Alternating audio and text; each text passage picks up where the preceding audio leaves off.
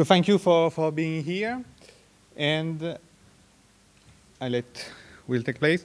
So you will have, I hope, the pleasure to listen to Will and me during the session. So we just have two speakers, mainly because, and I will also be the chairperson, not only to save emission, to not bring too many experts here, but also because we are trying to tackle a very specific issue. We are not going to talk about the general problem of climate change and agriculture, but really to focus on what type of trade policy can help to do the trade policy in agriculture, try to help to do the adaptation.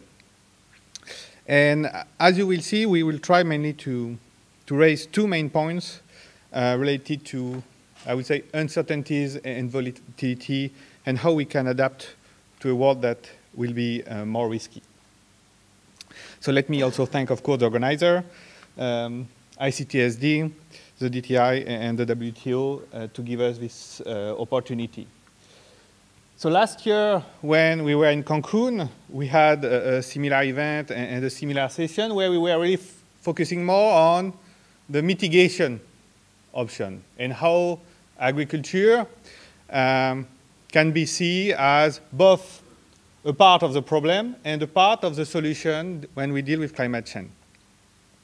So I think that on the ICTSD website you will find some material relative to this, but let's keep in mind that even if today we are going to focus on the adaptation issue, there is a big story about how agriculture is a part of the, as I've said, part of the problem, because it's a source of emission through the fact that, believe it or not, it's an intensive energy sector.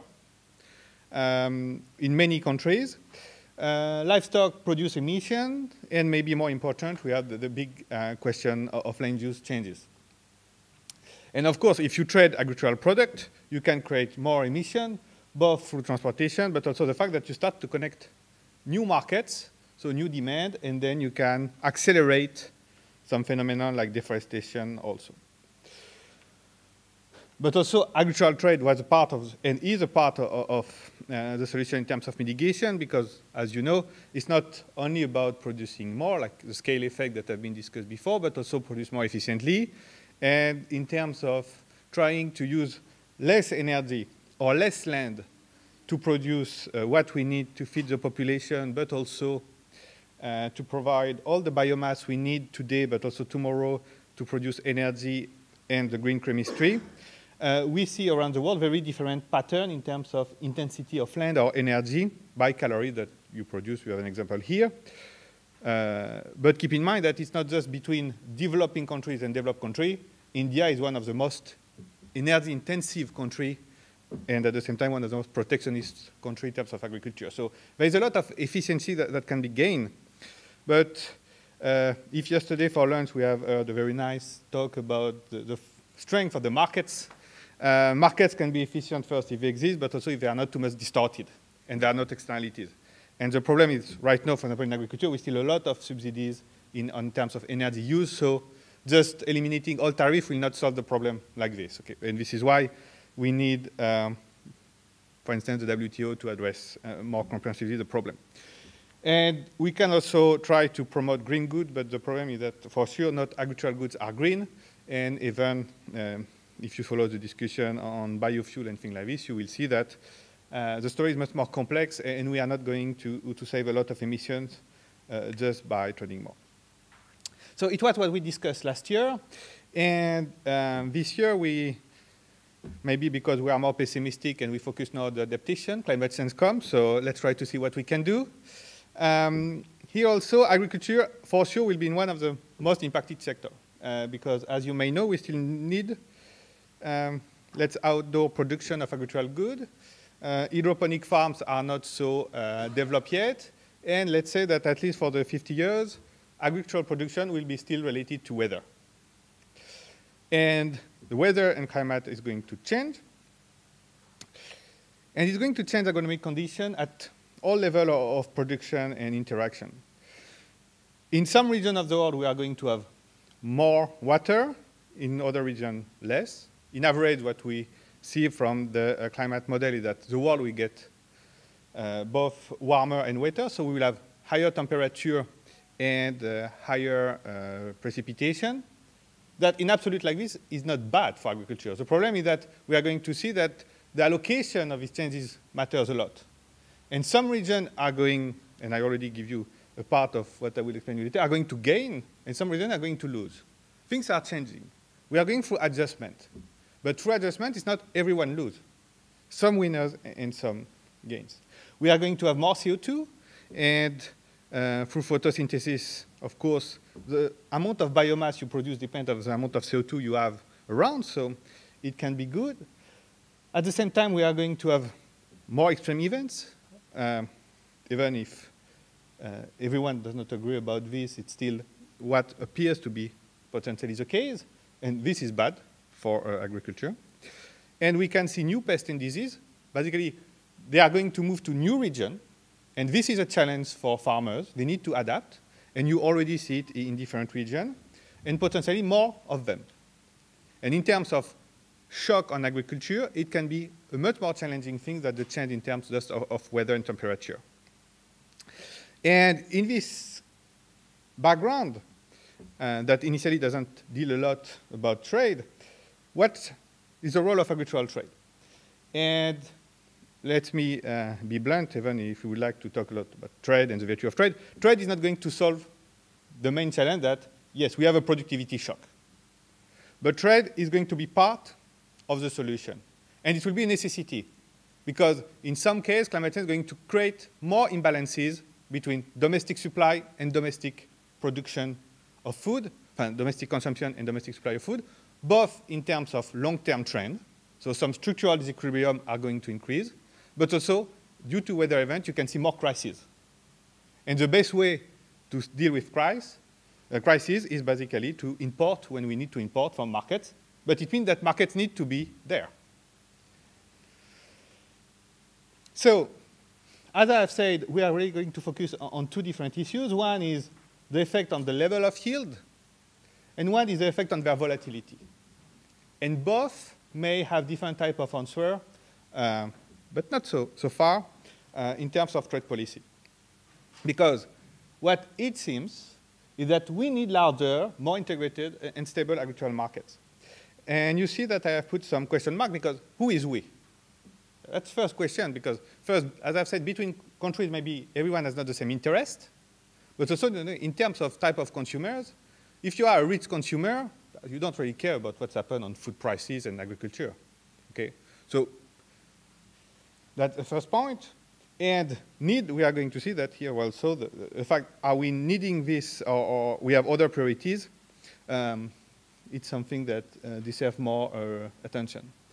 But the key idea behind this idea that we need this market is that comparative advantages are going to shift due to the productivity shock.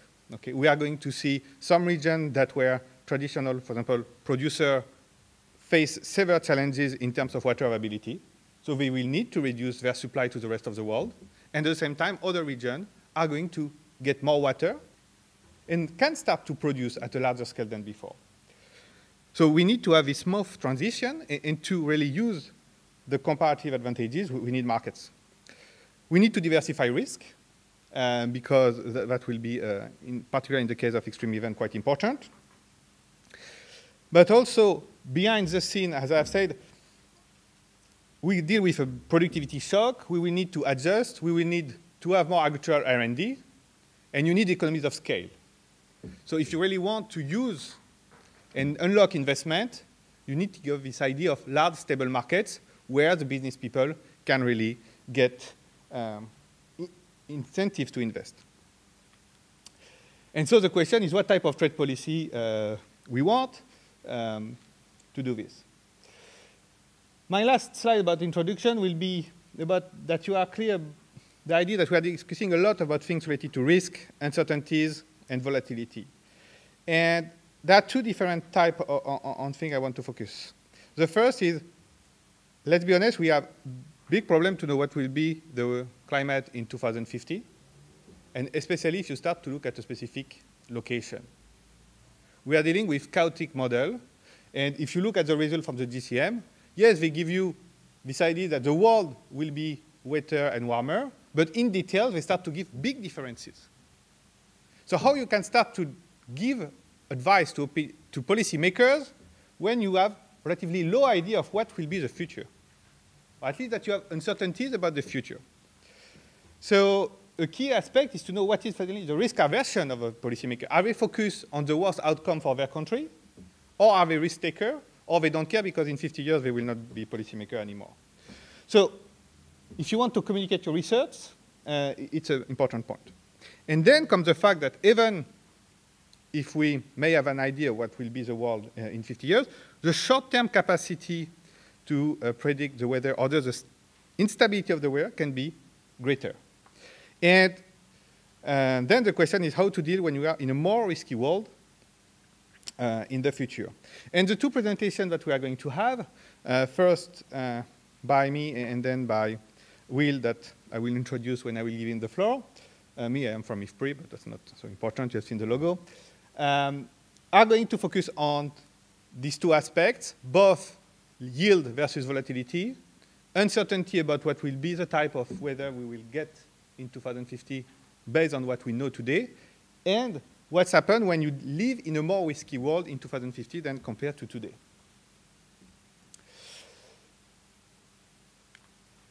So now I go for my presentation. You get the introduction. So as I've said, I'm going to focus on the effect on long-term yield of climate change. We are going to focus on the impact of change in rainfall patterns and temperature. I'm not going to introduce effects related to CO2 fertilization and change in pests and disease because the degree of knowledge we have about these items is very low. Because if you look at what we get when you increase the amount of CO2 on corn plant in a greenhouse, you have wonderful results, okay? Meaning that basically more CO2 in the atmosphere is going to boost your agricultural yield tremendously. And people that work in the forestry sector start to see this kind of effect. But now at the same time, when you think about when you can plant like corn, you produce more vegetative matter, bigger leaves, and it starts to increase the risk to develop disease on your plant because you maintain more humidity around it. So moving from result from a greenhouse to what will happen in the field is a big jump where we have huge uncertainties, and this is why I do not introduce it here. And same thing about the evolution of pests and disease in the future. The amount of research done is very weak compared to the, not the quality of the research. The amount of research is very weak, and we have a problem to expand it. So what I'm going to focus on is still, I think, quite interesting and relevant, and is based on the research that we have done at IFPRI for the World Bank last year. So now we are dealing with, I'm going to give you a few ideas about how we do this. It's relatively easy, not easy, heavy engineering, because we need to combine a lot of different models that have all their problems and uncertainties to get the type of result I'm going to give you now. Because you start from DTM model, so climatic model, that are first some chaotic in nature, so they are going, the more farther you go in future, the more start to see different type of results. Of course, with the work done by the different COP and the UNICC, we have now this type of scenario about what will be the future, both in terms of emissions, so the stress scenario, and for widely recognized DCM model. But when you start to combine different patterns of emission in the future with different global circulation model that have all their good quality and have been quite good to duplicate the past, you start to have a number of possibilities for the world of tomorrow. And here I'm just going to look at 12, but it still means that we don't, at this stage, have uncertainties about what will be the rainfall and the temperature in 2050. Then, if you are interested in agriculture, you need to take care of irrigation and so on, so you need to have an hydrology model. And you need to make also start assumptions about what will be the type of hydrological system we will have in 2050, so you make assumptions about the construction of dams, this kind of thing. This is not, at this stage, about really economics, okay? This is just flows of water, I will say, and temperature. Then you need to know how the change in water availability and temperature impacts yield. And to do this, one way is to use what we say crop model. So developed by agronomists that will tell you on this quality of soil, if you start to plant this variety of corn, and there are, for example, 100 of variety of corn, you will get this yield if you put this amount of fertilizer and you have this water availability, this change in temperature, and it has to be day by day. So it means that you need to start not only to build your big projection about what is average weather by 2050, but to break it down with what we call weather generator to get for each part of the soil of the planet on a daily basis what will be the weather. So at this stage, we start to have, for some varieties and some crops, the impact of this change on yield. And because you start to have this change in yield, you can plug it in an economic model in which you are going to see how the overall economic system reacts, how factors of production can move or leave agriculture, how trade patterns evolve, and then you can implement trade policy shock. But you need also assumption about what will be the technical progress, what will be the economic situation evolution, what will be the demographic evolution, and believe it or not also, for some countries, we have uncertainties about what will be their population in 2050. Is Pakistan going to control its natality or not? We are talking about potentially variation of 50 million people. So other layer of uncertainties. So this slide is more technical, just to say you, when you look in one of these crop models to have the impact on yield, but you need also to have algorithms that will tell you, with the change in the weather in the next 15 years, how the planting period is going to evolve for each crop in each region.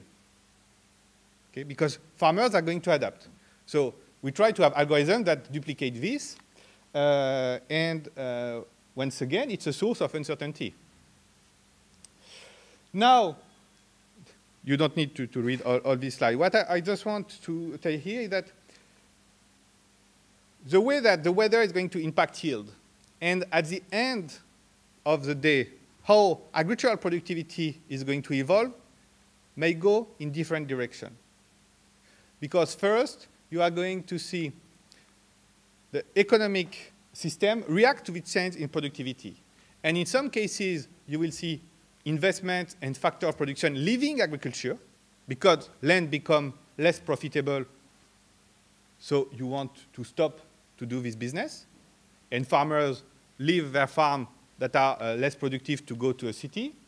Or because the pressure on price is so high that even if physically it's less productive, you start to see investment kicking in. You start to see more skilled people focusing on this type of activity, and yield will start to be reduced less than the initial shock. And of course, people can move from one crop to another. Within one country, the region where you start to produce some goods can change, and so on. And you may have different aggregate response. When I was saying about scenario, is that going to be the fact that we have our 3 stress scenario that we are going to look at. We are using 4 GCM, so we have 12 weather scenario. And then you start to combine it with trade policies, and you can start to create hundreds of scenarios. And it's what we do here, and I will just give you an idea of the type of result we get. OK, so now, as I have said, a first stage, when you get your consequence on yield and so on weather and rainfall and water availability, you try to look at the impact on yield. And here I show you that we have here 12 scenarios that are a combination of GCM, the 3 first letters, and the stress. And here I plot this. It's the world average effect for different crops. And as you can see, first, some crops are more affected than others. So rice is less affected by soybean. But maybe more difficult for us to let's say, deal with is that we are talking about, for instance, this stress scenario, A2, and the first weather generated by this DCM say average yield of soybean will increase, and the same level of emission put in another DCM will give a big decrease in average soybean yield at the world level. So, as you can see from this, we start to enter in a world of uncertainty. Yield can go up or down at the global level for some crops. And we don't know it yet. Why? Because basically, different regions are going to be affected differently because this DCM gives very different results in terms of water allocation and temperature change over the world.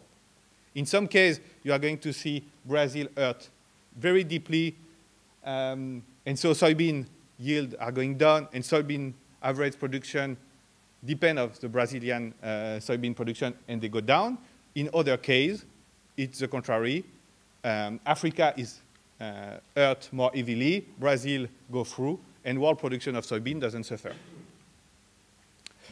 Now, this was at the world level, but even if you take one commodity, and here I give a focus on South Asia, you will see heterogeneity, okay? First, you see that in some scenario, the model, and I'm going just to focus on the same stress scenario, so same level of emission. But the weather scenario combined with the crop model will tell you in one case, Pakistan yield of corn go down by more than 50%, in another case by more than 15%.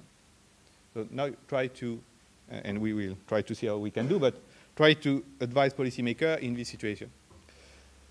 And within a region, you can start to see also big differences. Okay, even for one, let's say, model and one crop story, but you will see that Bangladesh can win when Sri Lanka can lose. So that's the story about winners and losers. Now, if I'm looking at the economic consequences of this, just to try to lay down what type of economic effect we expect and in which direction. So if you change yield in agriculture, the first thing that really matters for you is what do you produce, okay? If temperature and water increase, you can have your yield of corn that can go up, and you are pretty sure that the yield of wheat will go down. So if you produce corn, that's not a problem. If you produce wheat, that's a problem. But maybe even before thinking about crops, are you really producing agricultural good? Okay, is Singapore going to be worried about a shock in agricultural yield in 2050? Not for their production, not for their income. Now, if half of your population work in a rural area, that's a big challenge. So the best way to be protected versus climate change in agriculture is to get out of agriculture. And some countries are doing it, okay? If you look at the evolution of South Korea or even Taiwan, you see that 40 years ago, they were agricultural exporters. But they move on. So their exposure to climate change is different. But for agriculture, it's a different story. Then the other question is, what do you consume? If you spend half of your income on food, the price of food is a big question. So if climate change reduces agricultural productivity, agricultural price will go up. If you are poor and you spend a lot of money on food, it's important. If you are rich, you don't care. You care about the price of the iPad. So what it means is that another solution to be protected versus climate change is to become rich. So don't stay poor farmers. Now, at a macro level, of course, the question is how both your suppliers of food and if you are an exporter, how your customers are affected. Because if you are a net food importer and your main providers are hurt, that's bad news for you. If they benefit from the better weather, that's good news for you. And same thing when you export, how your competitor react. And then what is your capacity to adjust to a shock? Once again, if you are a rich economy and you have capacity to invest both in infrastructure and your R&D, you can adapt and support your agricultural sector much more efficiently than if you are LDC. And all of this, basically, as I've said, is going to change comparative advantages, relative prices, and we are going to see winners and losers among countries and within countries. And even if initially we were dealing with a productivity shock, and we may think that the big results will be a shift in the production space, in the capacity of countries to produce more or less, behind this, the big challenge of climate change is more the redistribution. And it's why also it's so difficult to get agreements. Because if everyone were losing, it will be more easy to find a solution that when, from the beginning, you know that you have winners and losers on one side, and that the cost of mitigation is not the same also across country. So when you have so many problems, it's difficult to get an agreement, especially if you don't have a global government. So when you change trade policy, both in agriculture and in non-agriculture, you start to play with the relative prices within your economy and between your economy and the rest of the world, is degree of openness, so potentially is exposure to foreign shock, but also its capacity to use foreign markets to stabilize its own domestic market. And it's where all the choice of climate change policy matters. Okay, so now a few results to try to synthesize all this story. So if we look at what will be in terms of annual world real income by 2050 of the shock of agricultural yield in agriculture, first, the world will survive, okay? We are not talking about a big shock. Hopefully by 2050, most of people will not spend more of their money in agriculture. Most people will spend their time in front of their computer doing other things. And so it means what? Agriculture will be a small share of GDP, even a smaller share of GDP in 2050 than today, both in terms of the flow of income that people get and how they spend the money. So the macroeconomic effect is not dramatic. And you will see, for example, in other studies that a big source of losses coming from climate change can be the loss of productivities of workers in offices if the temperature increases. This is much more important for the world to know if it is a little warmer, your productivity at the office go down, because services is a much wider part of economic activity than agriculture. At the same time, you see that depending on which scenario you are looking at, and even more striking, okay, here or here we talk about the same stress scenario, but just different DCM. In one case, you say the world lose. In the other case, you say the world gain. And then, if you look at the effect of global trade liberalization, it doesn't play a huge role. You will not see a reversal of this result, of the results. What you are going to see is that more a dampening effect when you can lose and when you can gain, and it's a small increase. In terms of trade in agricultural goods, here you have the processed food and here the staple food. You are going to see also the fact that in some case, world trade will increase following climate change, and the other case, world trade will go down. It's because, once again, it's how the shock are located. If you hurt the US, let's say if you hurt Americas, both US and Brazil, world trade will go down. Because basically you will need traditional importers of food from Americas that will need to produce their food or to reduce their consumption. And because, as I've said, the amount of water on the planet will be still higher than today, it means that Central Asia get more water, basically, if America gets less. So China will start to get new source of supply in Kazakhstan and so on, instead of bringing soybean from Brazil. You can produce soybean already today in Kazakhstan. So if you start to do this, you see change in trade pattern, okay? Because traditional exporter can lose, and traditional importer can start to get a better condition. And I will just stop this with here. And in terms of magnitude, we talk about between 5 and 6 or 7%. Now, a big, ugly graph. But just to show you that, my story about winners and losers. You see that some countries, and I'm going to take, for example, Argentina here, is winning in some scenario, losing in the others, but can relatively be better off, especially if traditional competitors with Argentina are hurt.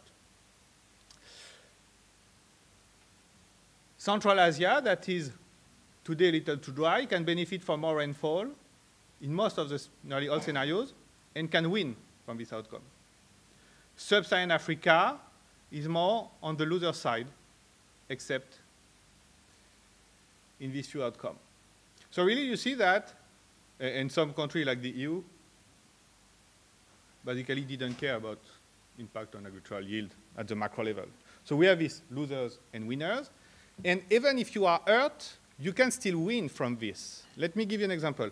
If the yield of wheat decreases at the world level by 10%, but in Canada, your yield just decreased by 5%, you are still going to be better off because due to the inelasticity of this market, the price of wheat are going to go up on world level, and you will make more money with 95% of production after climate change than before. Just because you are one of the guys that is less affected. You are still negatively affected, but you are less affected. Food price go up. You are a food exporter. You make more money. It's still okay for you. Now, if you focus more on some countries, and if you try to see the role of global trade liberalization, it's the blue part here, you still see that in many cases, it doesn't change the big picture. It can increase your losses or it can increase your gains. In the case of Argentina, that is both a non-tropical country because I don't know how familiar you are, but the key idea is that tropical countries in agriculture are going to suffer more than non-tropical countries. So northern part of Europe in general is better off. Argentina is better off. South Africa can be better off. Central America can be hurt very deeply. So if you are a non-tropical agricultural producer, in general, you do pretty well. It's the case for Argentina. And what we see with trade liberalization is that even when the climate change effects for Argentina is negative, the fact that markets are more open at the world level can help them to basically get no losses.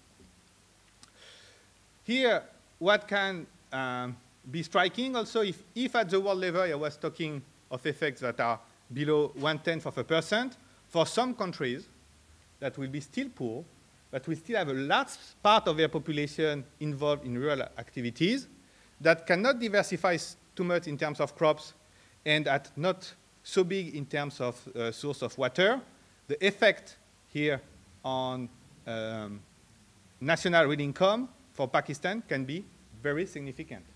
We are talking about losses between 5 and 3% a year. That's big figures when you just think that we are touching yield in agriculture.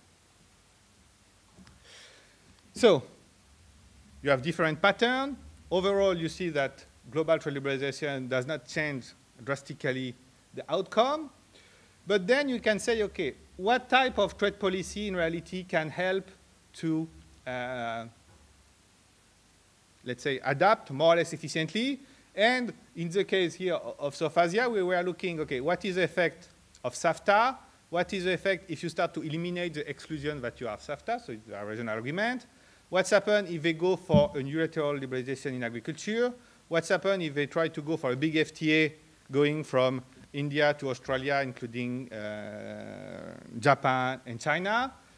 And what happens if we open all the markets? So you try to make a decomposition. And what you will see that, depending on the country, the different trade policy options have very different consequences.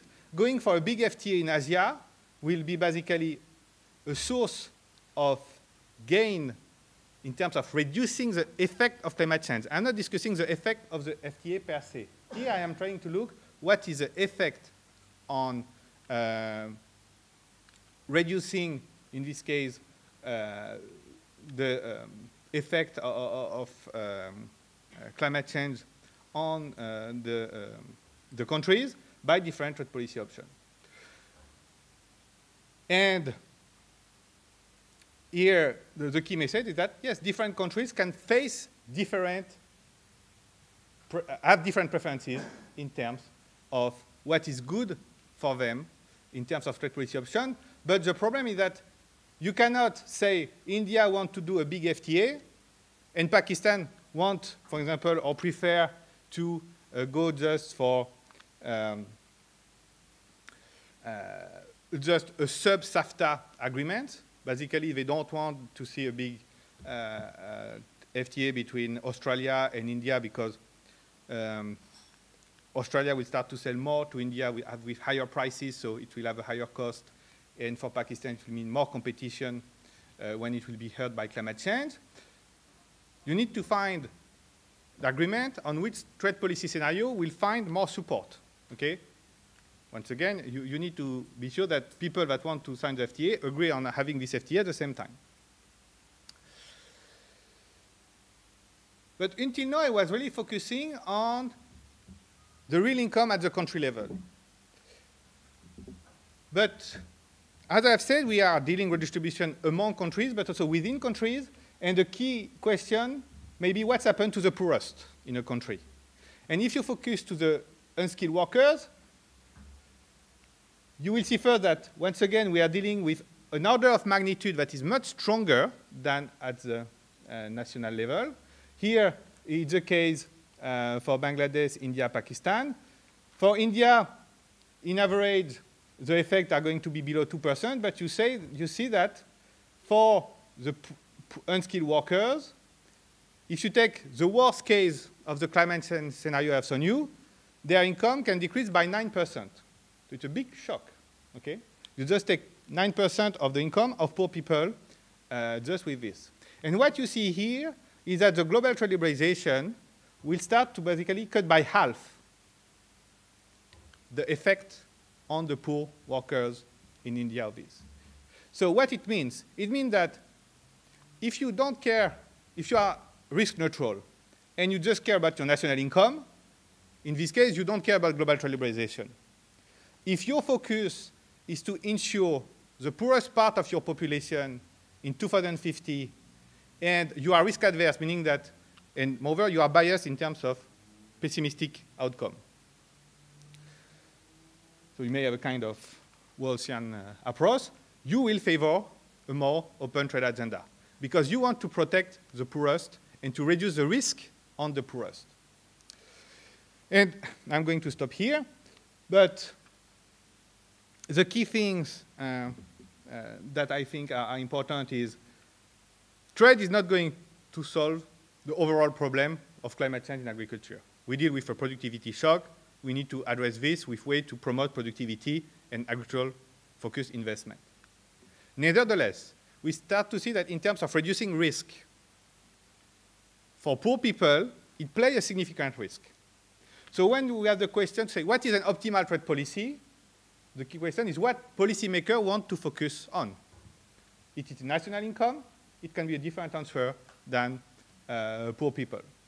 Now, of course, we will need to have capacity to adjust, and it means that we need farmers that have enough knowledge and also potential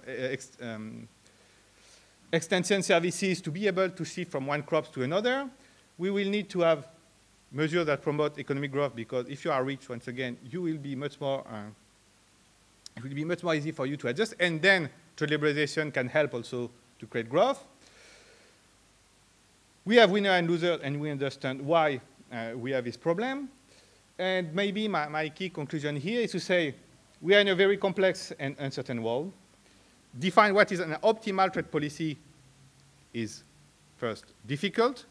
It means also that policymakers have to be honest about what are their key agenda. And that different countries will have to find an agreement. And right now, the optimal trade policy really depends on what country you are focusing on. So in this case, the best way is to try to keep it simple and to promote stability on market. Also to try to move to most cooperative option because, it's, again, we will need to trade. And the question is at which cost to deal with imbalances. If you really focus on the risk supported by the weakest, then here a natural choice is to promote trade liberalization, but also to promote a framework that is stable enough to promote investment in both infrastructure to trade. It's not easy to carry grains all over the planet. It's a long-term investment, but also to deal with R&D. Now I am going to have the pleasure to give the floor to Will Martin, that is research manager at the World Bank.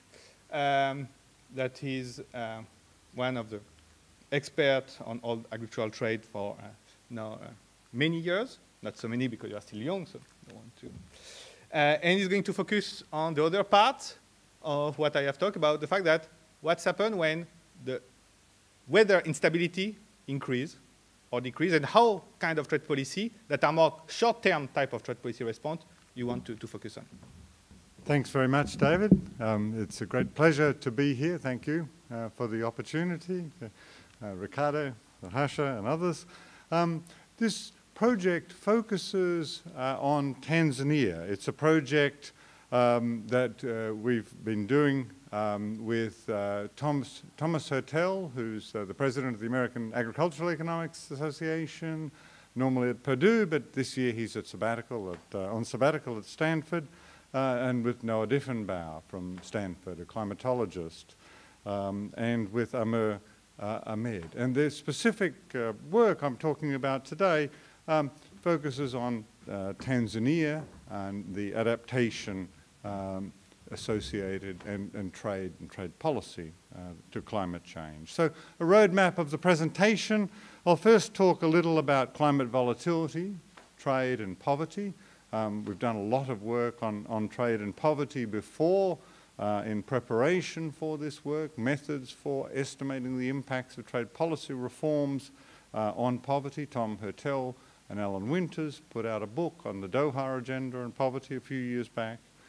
Second, just the choice of trade policies and the need for very careful choice of trade policies. I think a lot of the time when you see a crisis, a shock hits like the 2008 food price spike, you'll see a policy adopted, and one of the very common ones is an export ban, which is rarely a good choice of policy. It's one that's been used extensively, it turns out, in Tanzania. Just make the point with some numerical illustrations of the diversification opportunities. This is a point that David raised in his earlier remarks. And then doing some scoping, looking forward at impacts of future climate change for Tanzania. I know we all have this sort of stylized fact in our heads that the world's getting hotter, and the hottest places are hotter places like Tanzania, very, very vulnerable. And there are actually some quite surprising results from some of the climate models for Tanzania. So, changing climate volatility. Well, climate volatility already appears to be changing, maybe greater precipitation and temperature extremes in the future. I think the IPCC report has documented that. Extreme outcomes, though, may be very important for agriculture, and hence the focus in this project, which is supported by a trust fund at the World Bank, the Trust Fund for Environmentally and Socially Sustainable Development. But here our focus is on these extreme outcomes because of their potential impact on agriculture. Agriculture is an important transmission mechanism for poverty, as David mentioned. It works, it has its impacts through the incomes and consumption of the poor. As the World Development Report of 2008 reminded us, about 3/4 of the poor live in rural areas, and most depend on agriculture for their livelihoods. So you've got these impacts coming from climate change through agricultural production, the hit to farmers' incomes, the initial hit to farmers' incomes, and then of course the rising price of food when you have an adverse adverse output shock, whether it be globally or in a particular region which is partly isolated the way Tanzania is by transport costs, then you can get even bigger, quite often even bigger poverty impacts through rising prices of food. So there's just to survey, to look at some of the literature, some of the studies we've looked at in this project, and David LaBelle and others, extreme climate events, they're suggesting will reduce agricultural output in the tropics and the subtropics by and large and in general. And as we'll see, not necessarily always in all countries in the tropics. One of the projects, papers from this project by Ahmed, Noah Diffenbauer, and Tom Hertel points to climate extremes damaging grain production, particularly peaks in temperature or spells of very dry period, and the risk of more intense and frequent extremes for many countries. But a more recent paper, also from this project, looks at agricultural variability having a wide range of possible impacts on poverty in Tanzania, and likely higher impacts in the 21st century than in the 20th. Now, trade as adaptation, I think, is a very important thing to keep in mind. There are a lot of concerns about world price instability and domestic price instability. In my own work with Maro Savanik, I've done a lot looking at the impacts of high food prices on poverty. In 2008, we estimated that about 100 million people were pushed into poverty as a consequence of the very big increases in food prices in the period 2005 to 2008. But often the effects of trade restrictions and bans in the context of climate extremes are not considered, and this is something, an omission that we'd like to rectify in this work. So, trade policy choices.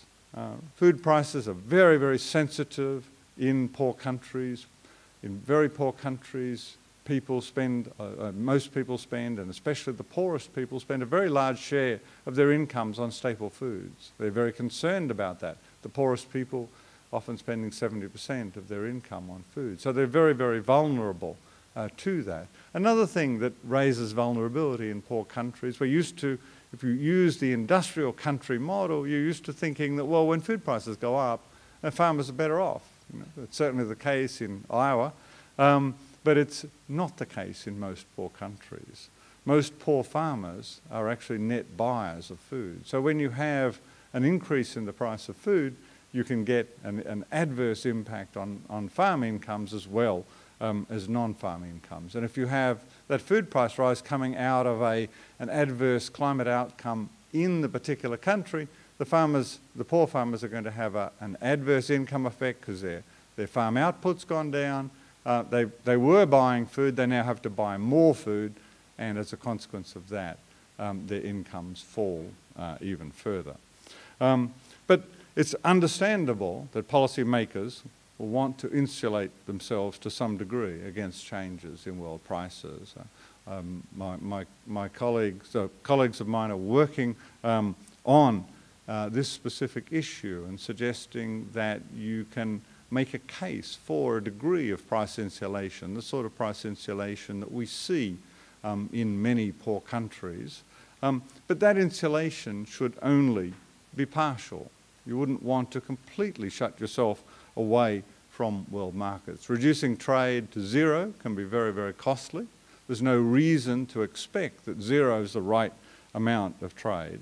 Closed markets are potentially both very costly and very unstable. What we have to remember is that when you have a world market, you have 200 countries producing food, and the volatility of that total output is much lower than the volatility, the relative volatility, the coefficient of variation, is much lower than for the world than it is for an individual country. So individual countries shutting themselves off into autarky end up often with more volatile food prices than countries that engage in trade. I think the other thing with price insulation that's really important to remember is that if all countries do it, or if many large countries, or even a few large countries and many smaller countries do it, which seems to be the case, then what you end up with is much more volatile world prices. In a paper that's coming out in the American Journal of Agricultural Economics, Kim Anderson and I estimate that about 45% of the price increase in rice in the 2005-2008 period came from countries trying to insulate themselves from the initial shock to the price of rice. You saw lots of increases in export barriers. You saw falls in import duties, which economists tend to like, but those falls are quite symmetric. They're very similar in their impact to export restrictions, and they tend to put upward pressure on world market prices. So it's important to look carefully for an individual country, coming back to the individual country case, look carefully at a country's trade patterns. A country that always imports or always exports is likely to have its markets relatively tightly linked to world market prices unless it's intervening directly. But countries like Tanzania, and there are many countries like Tanzania with this feature in Africa that switch from importing to exporting, face a different set of issues. The export parity price may be well below the world market price because of transport costs. The import parity well above world market price because of inbound trading costs. And potentially large gaps between import and export parity can give you price volatility rather, if your production is near the self-sufficiency level. And that's what we see in the case of Tanzania. Over the 30-year period we looked at here with trade patterns, in 22 years, Tanzania was an importer, but really a small importer relative to production. In 9 years, it was an exporter. Partly the small number of years it's an exporter is in part due to the fact that export bans have actually been quite a frequent part of trade policy in Tanzania. So just to formalise this for those who like pictures rather than statements, I know perhaps some of the lawyers here won't enjoy this all that much, but it's really very simple. It used to be that an economist was a parrot trained to say supply and demand. Now economists have to draw pictures. Anyway, okay, but if we have that SE, the supply curve, in the short run, it can't adjust significantly. It's really determined by decisions that producers made last year about what they thought the expected price would be. In this particular case, we've got this price P0. That's the domestic balance between supply and demand. And the way I've drawn the diagram, the export parity price, PX, is below that. The import parity price is well above that. Now, if we get an increase in the supply and we allow exports, then the price falls to PX. That's part of this volatility of prices that's associated with the large gap between imports and exports and being close to self-sufficiency. The price drops to PX. Now, one policy objective in Tanzania is to become a more productive agriculture and become a consistent exporter, which will mean reducing that problem of volatility created by production shifting around the self-sufficiency level. But an export ban actually takes you back in the opposite direction. What happens is if you have an export ban in place, then all of that consumption has to be used domestically, and the domestic price then goes down to that PEB, P with the export ban. So you've got this risk of generating greater volatility by using an export ban. The other thing that happens, and this is something that can reduce welfare quite a lot and reduce any apparent benefits of holding down the price when you use the export ban, over time, producers come to realise that, well, maybe maybe many years out of 30 into 21 years where there were no exports, and many of those years were years of export bans, the prices go low. They go down to that export ban price level, and producers decide, well, maybe this is a commodity that I don't want to produce. So you get the situation where the equilibrium supply curve moves back to the new the yellow-coloured lines, which I see now are hard to see on the screen.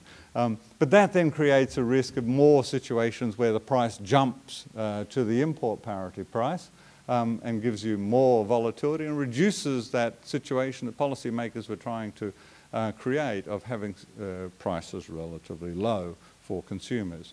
So moving on to my third point, trade as diversification. And what we've done here, I think I've skipped over one. No, poverty impacts of output shocks. What we've done is to take a little bit of a look at this using a model where we've used the GTAP model, one that's focused on agriculture with detailed specifications of production patterns by agroecological zones. We've got factor market segmentation, and then we've added on a poverty module to assess the impacts of shocks to poverty.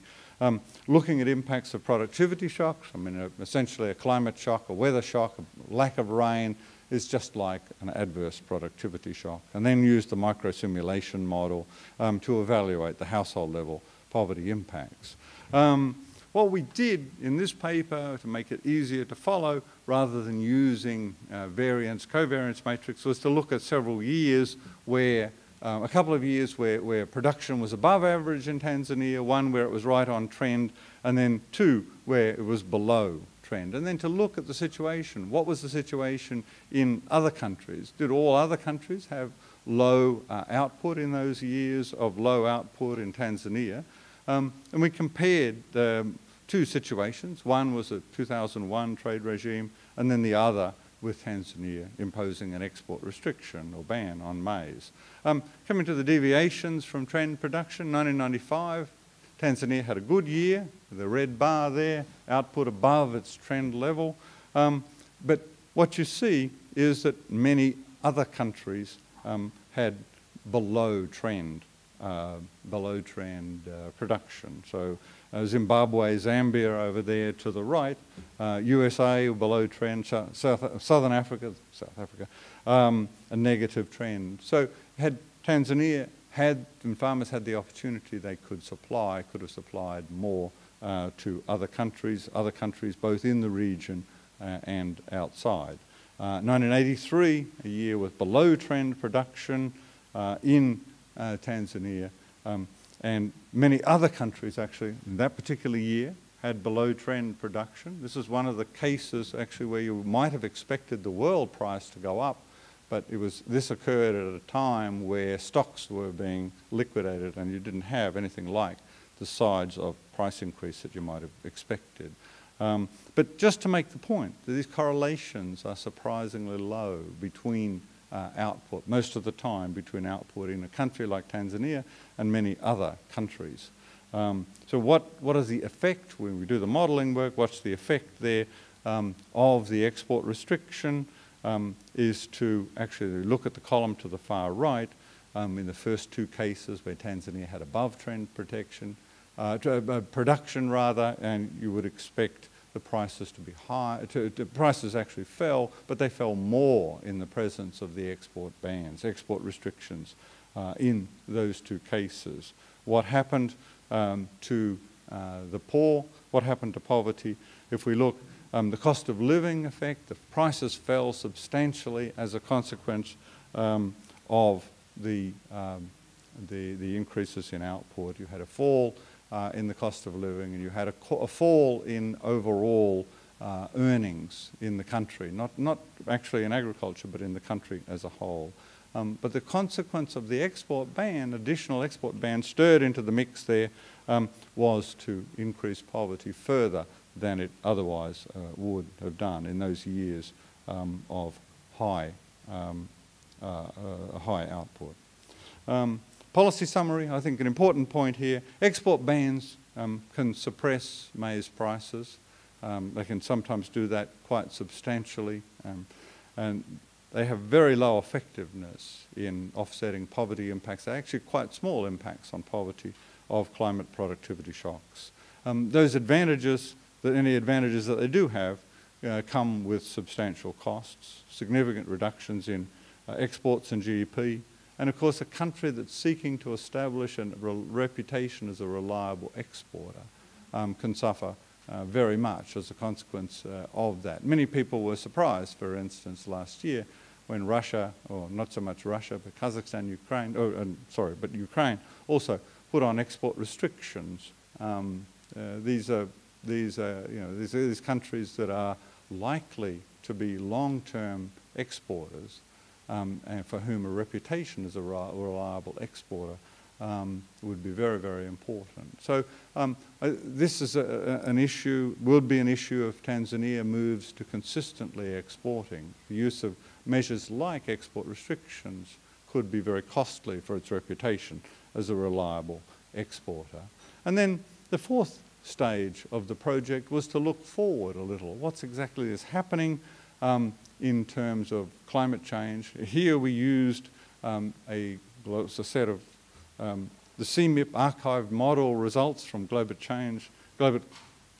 GCMs rather, focusing here on the A1B scenario, which was in the middle of the sort of cluster of different scenarios. If you recall David's slide, it was a green line there. There was a red line going up much more in terms of temperature in the middle. Atmospheric, this involves quite a big increase in atmospheric CO2 levels, reaching 600 to 800 parts per million by the end of the 21st century.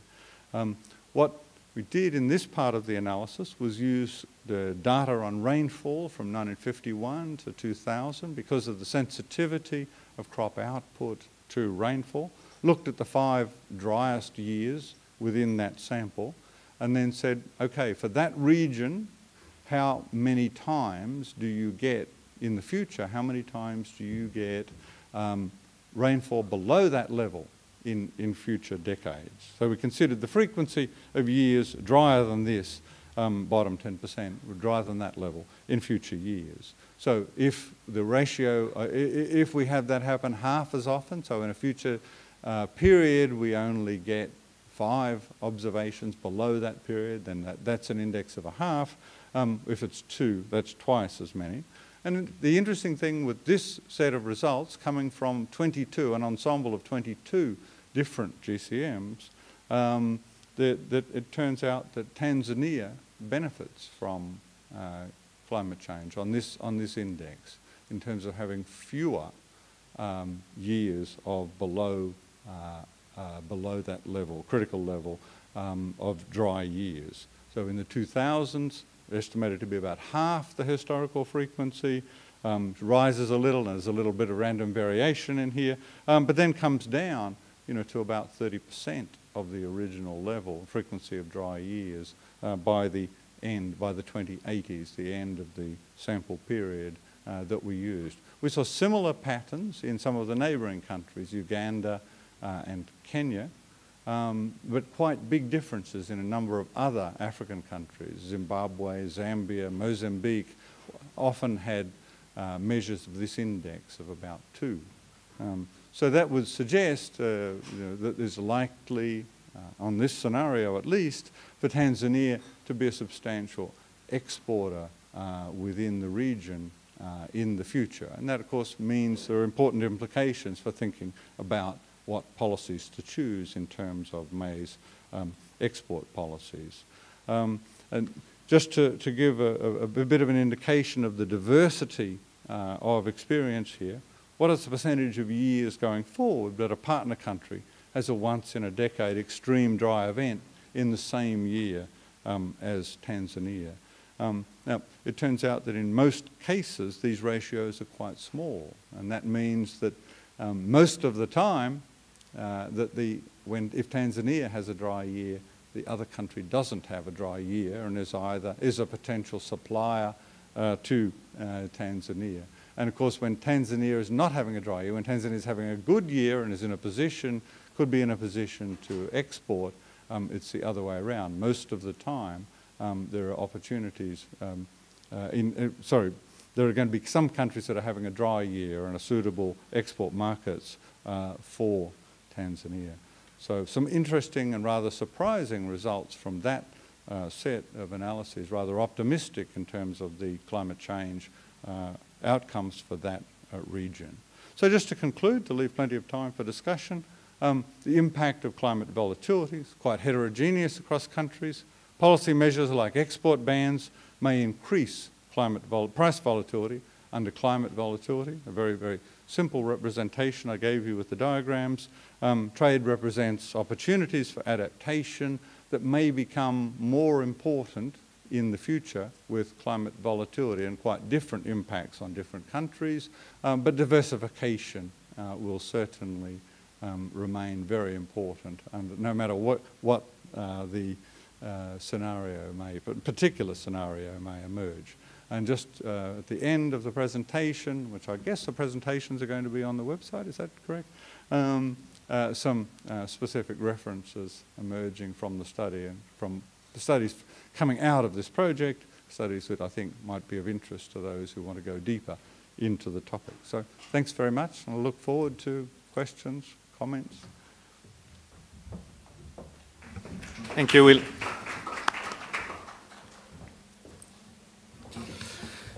Okay, so now we are going to open the floor for questions.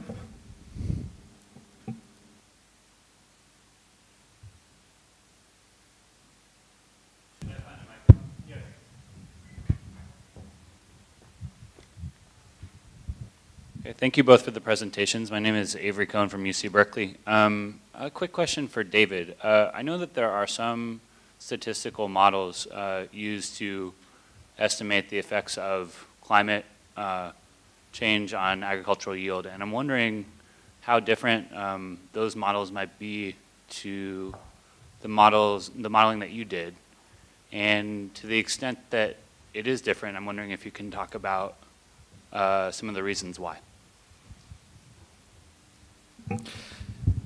So I'm going to answer question by question. Yes, I think you raise a very important point.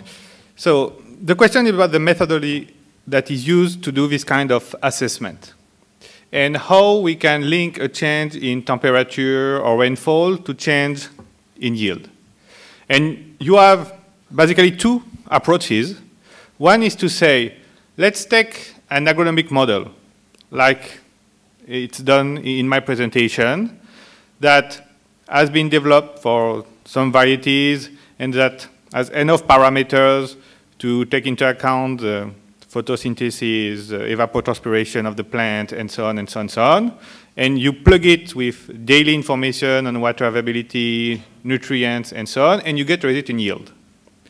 The other approach is to say, let's look at this issue differently, and let's look how change in rainfall and temperature has impacted yield in the past, and use econometrics to see the relation.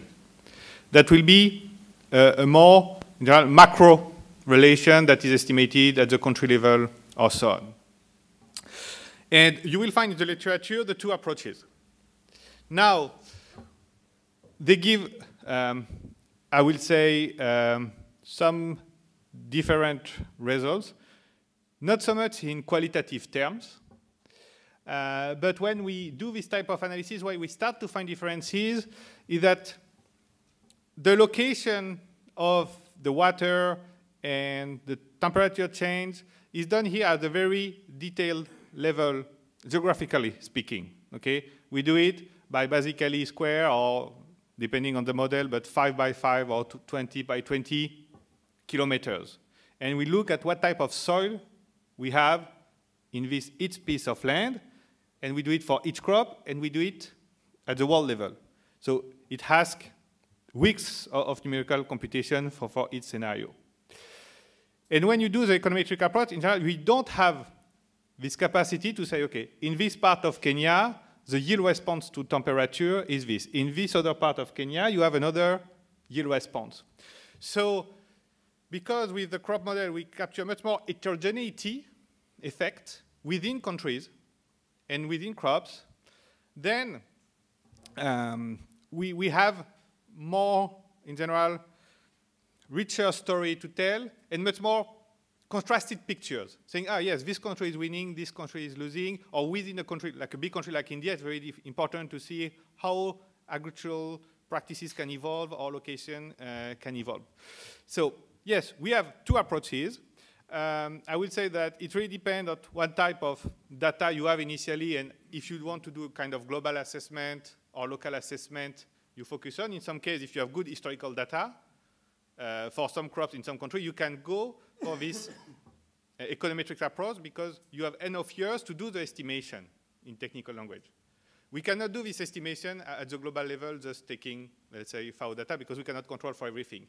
So this approach is, has a lot of uncertainties, of course, because you will see a lot of crop models that can give you also different response. As I've said, It was on one of my slides. I go not in details, but we are trying to do this projection today with the type of code we know today. And it will be also the same thing with economic approach, where we look at the past. But maybe the corn varieties that are going to be developed in the next 20 years or 40 years will be much less heat dependent or sensitive to some dry period. So this is where also, and our model cannot capture this right now. We do some research where we start to say, okay, if we change the sensitivity of this crop to temperature, what will be the consequences? And then, is it a good idea now to start to spend money trying to reduce the sensitivity of this type of plant to extreme event or to corn? But I think that in some of the work done for Tanzania, you have used this other approach, making econometrics, or maybe you want to... Sure, yeah. One thing I've been a little worried about is that quite often the results seem to depend on whether you use one modeling approach or another. So we've got a study going on as part of this project that looks at the two, compares the two, and tries to unpack that. Why? Why is it the econometrics models seem to give you different results? It will be sensitive to different things from the crop model. So I hope to have something to put in that space to answer that question. I think the other thing, just very briefly, is there's another literature out there, the Ricardian model approach, which looks at the value that you get depending on the particular properties of the, the value of the output that you get. And that allows for the fact that if an area becomes hotter and drier, you might see a complete change in the pattern of crops that are produced. But that doesn't help you at all with volatility type questions. Yes, and just a follow-up on this. You have also to keep in mind that you have different crop models. Okay, right now we are, in this case, we are using a model that is DSAT, so that is used for, in many countries for many crops. But in reality, you have a whole family of crop models that have been developed in the US, in the EU, now in some developing countries, and they give you different results also. And there is a big project called AgMIP right now that try to gather both economic modelers, agronomists, some soil specialists also, to try to see how we can address this problem of making this projection for the future. How can we develop methods to deal with this uncertainty? Because in the crop model also, you have a lot of parameters that can be adjusted, and it's a source of uncertainty. And there is one step that I went very quickly, what we call the weather generator. Because this big GCM model that are used by the UNIPCC really give you, they want to show you only their projection on a monthly average, okay? And what is archived is on monthly average. And when they go at the daily basis, they say, don't look at them, that doesn't mean anything. But when you use crop model, you need daily data. So you start to use daily generator. And what is a daily weather generator? You take the average precipitation of the month, the average temperature, and based on historical data, you start to build the distribution of rainfall and the distribution of temperature within this month. But you have different family of weather generator. So we are jumping, and as I've shown you, it's quite heavy engineering. We are trying to connect together different models that come from different traditions. At each layer, you have different models that have their own assumption. And all of this start to create maybe this type of noise that is a challenge when you try to deal with policymakers, but also start to help us to say for policymakers, don't jump on any simple idea about what the future will be. What you want is to focus on framework that are robust enough to deal with whatever happens. So focus on fundamentals. Don't look at cosmetics. I stop here to take another question.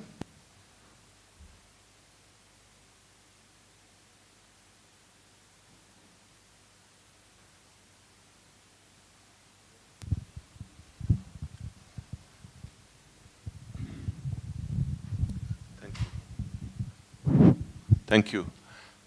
Very interesting presentations. Thank you both. Of course, very rich, so they'll take time to absorb. Bill, Bill, I want to get some more clarity regarding your paper, because I was a bit concerned when you said that your work, which is forthcoming, is going to show that export restraints and import tariff reductions have the same impact.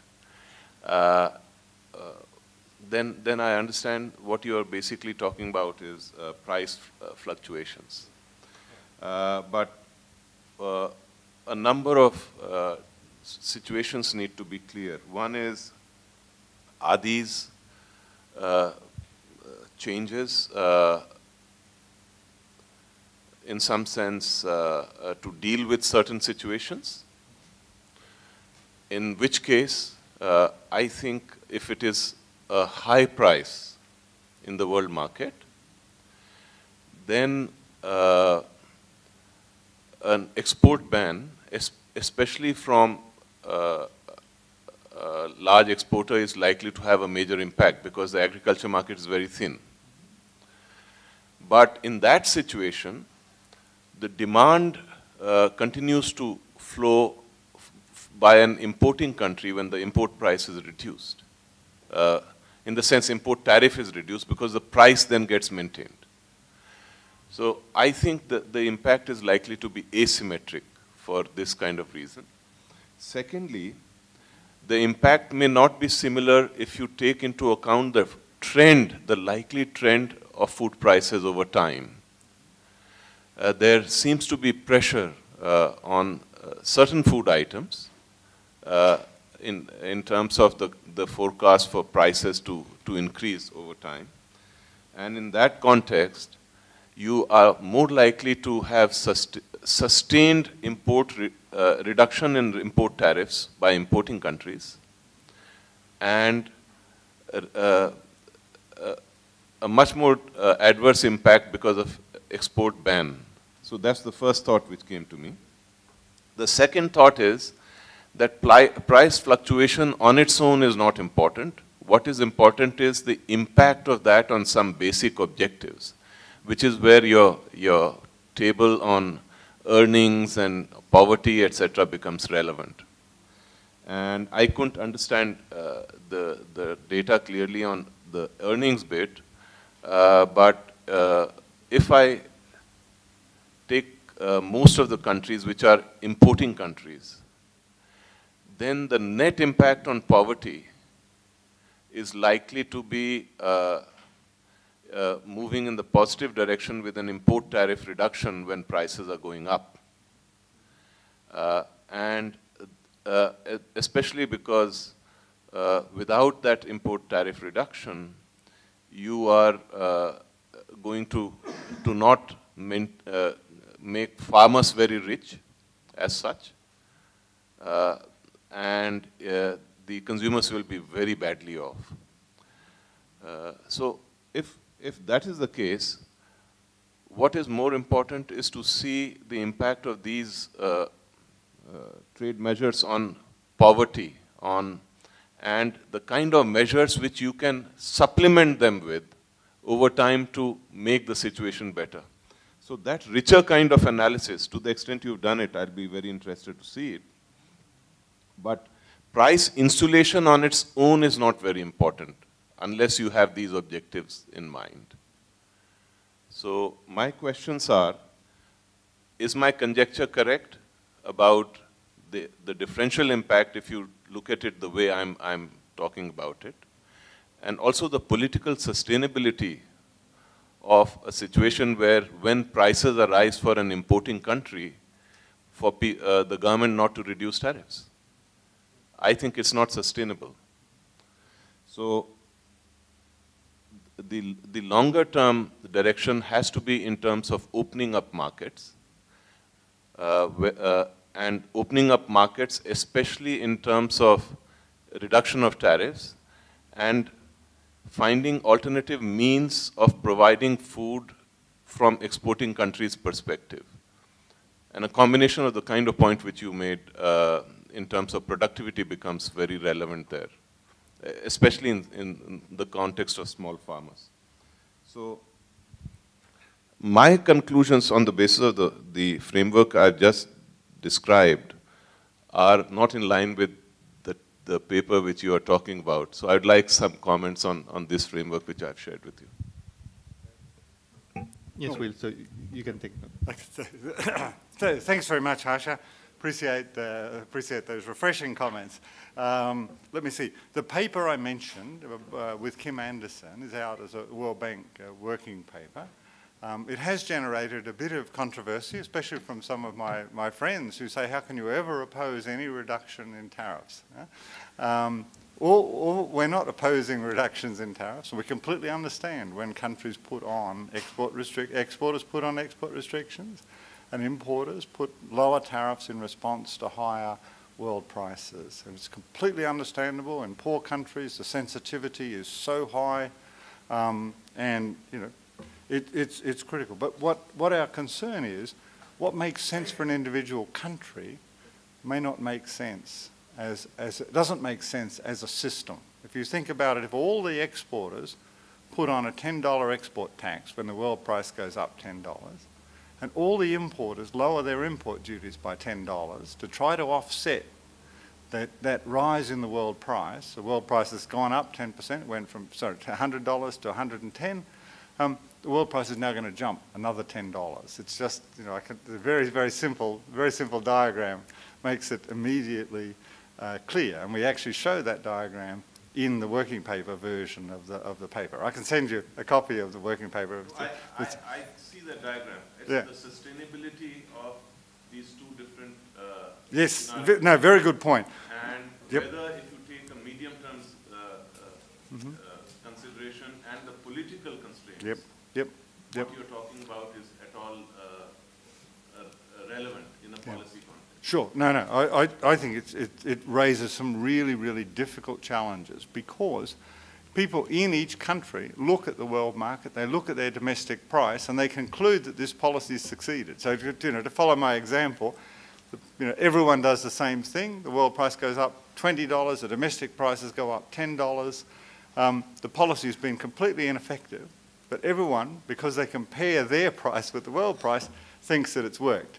That's the challenge. Large countries may notice, actually, because, say, when a big country puts on an export restriction, it notices that it impacts the world price. You saw those diagrams, say, India, Vietnam, as the rice price went up. So that's something. It's a problem. It's a collective action problem, like global warming, or the collective action problem that's associated with getting tariffs in non-agriculture down. You know, you need to move together. And there are some very interesting proposals on export restrictions from countries like Japan, Switzerland, and Jordan and Congo had really interesting proposals, all of them, about dealing with this gradually and incrementally through the WTO. The other point you make that's hugely important, export restrictions are possibly more important, you know, in a mechanical, narrow sense, they're the same. That was my point there. They're quite symmetric with import tariff reductions. But in a broader sense, if importers feel that when they need food, that the shutters will be shut and that they will not be able to necessarily buy that food, that causes them to worry. It causes them to move to relatively high levels of import protection, and that can be very costly in terms of the objectives that you rightly raised. You know, we only care about prices because of their impacts on poor people. That's the critical thing. I completely endorse those remarks. I will just sorry. Yeah, just to follow up on this. Just because we have also a paper on this. And yes, if the symmetry on theory is something that can take place, when you do the type of games in practices, because most people, most countries are not going to implement import subsidy, we are never going to see this symmetry in the real world. So your point is totally valid in terms of what can happen in the real world. But the fact that we have a few concentrated exporters, if all the small importers do the policy that will part, we can have the balance effect. Another thing that I want to add on this is, to some extent, why also countries decide to increase their tariff after the shock. Because if you start to accept the idea that in tariffs is a tax on poor people when prices are high, it's still a tax on poor people when prices are down. So at one point, what we want is that all tariffs go to zero, are bound to zero, all export taxes are bound to zero, and people stop to do this. And before giving the floor, you raised the problem of price insulation.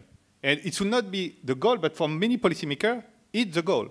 And one point that Will has not raised explicitly here is also that trying to stabilize domestic prices is usually costly when you just want basically to protect the poorest part of your population. You have other type of policy that can be less costly than stabilizing the average level of prices.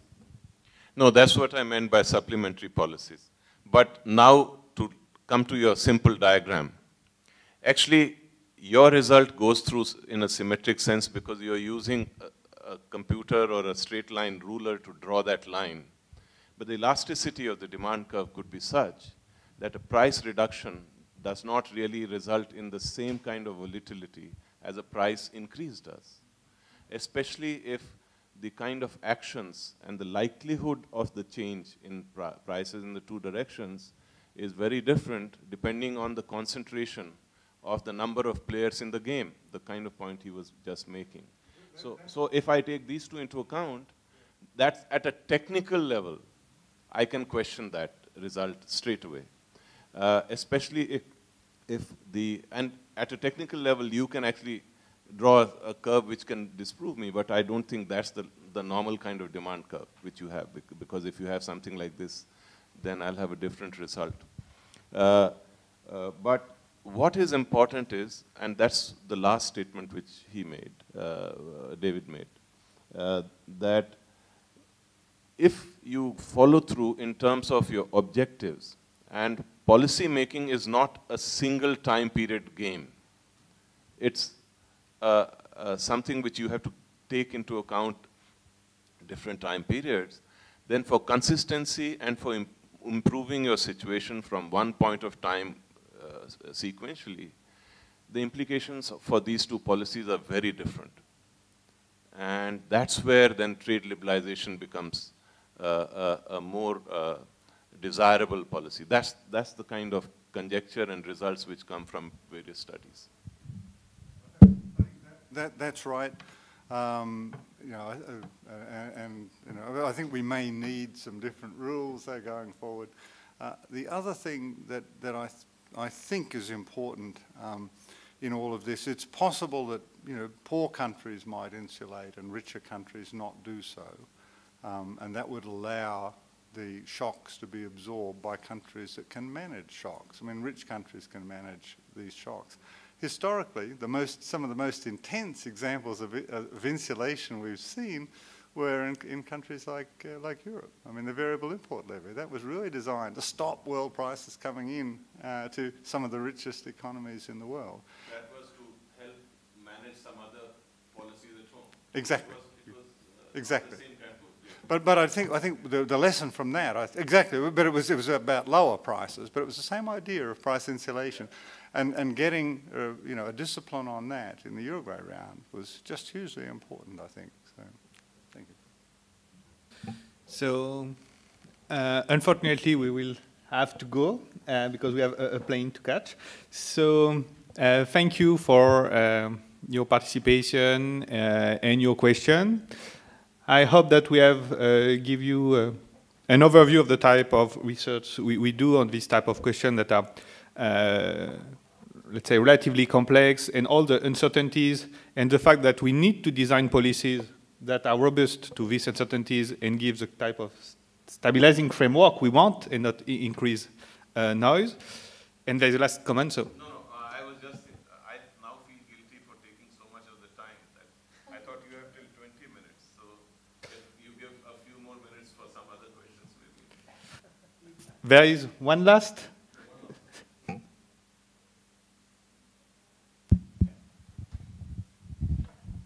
Thank you for indulging me. So I apologize, I'm not an economist by training. At best, I'm one of those beloved policy wonk people that come to these meetings. So I do have a kind of a higher level question for you on the policies on this. So it seems from my perspective that there are several possible UNFCCC policy scenarios and outcomes for agriculture at COP17. The first one being that there is no decision on agriculture that comes out of this.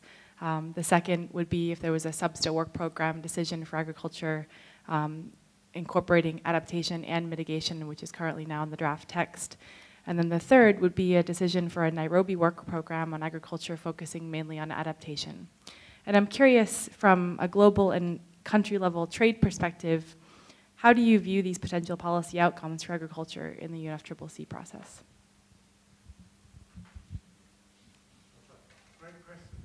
Way beyond what we were talking about. Yes, and we have the time constraint. So, so I think that maybe the first element I want to underline is that we should not forget the role of the private sector to deal with adaptation.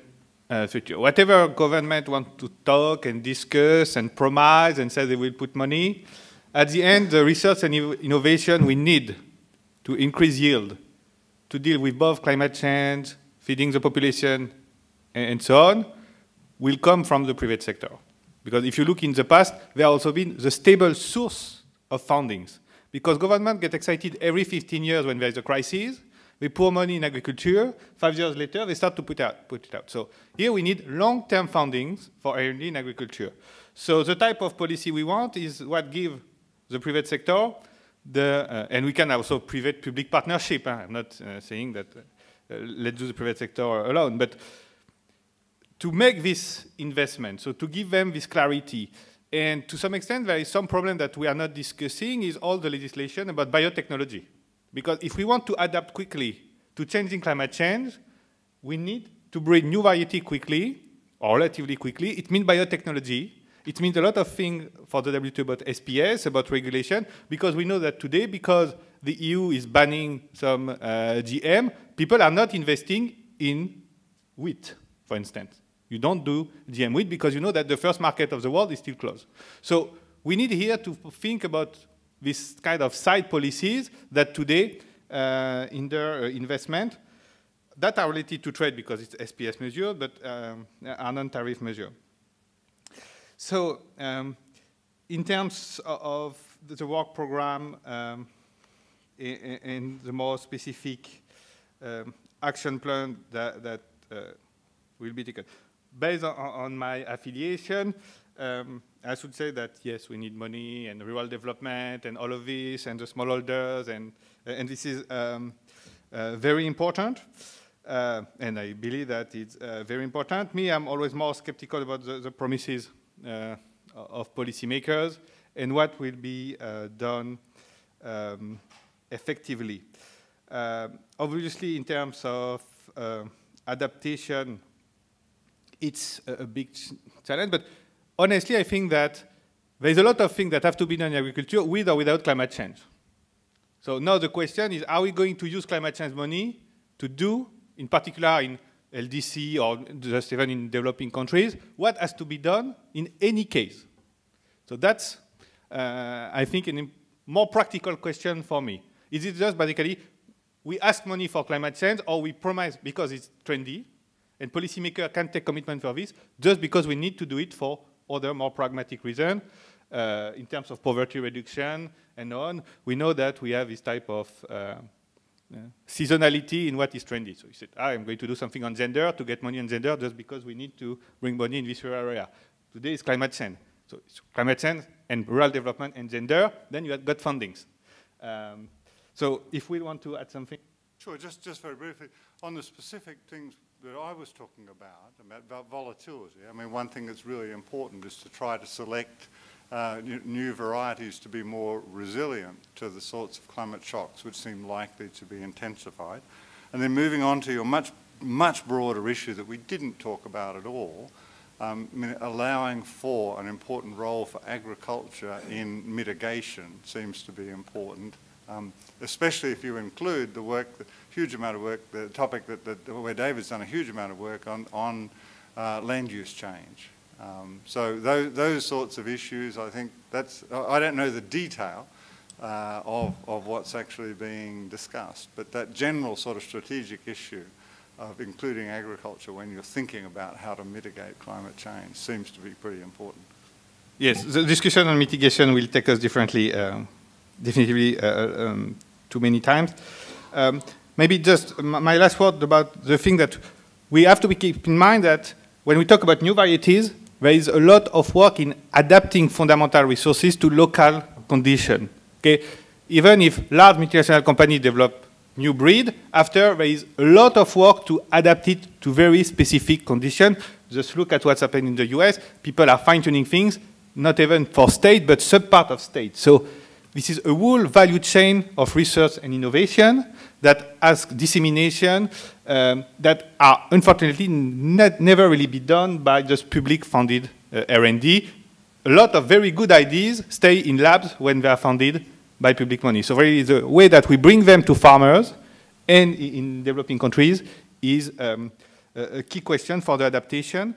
Sorry to not have time to discuss the mitigation, but here we really need to run. But thank you very much for this kind of high-level question that is a perfect way to conclude this session. Thank you very much to everyone.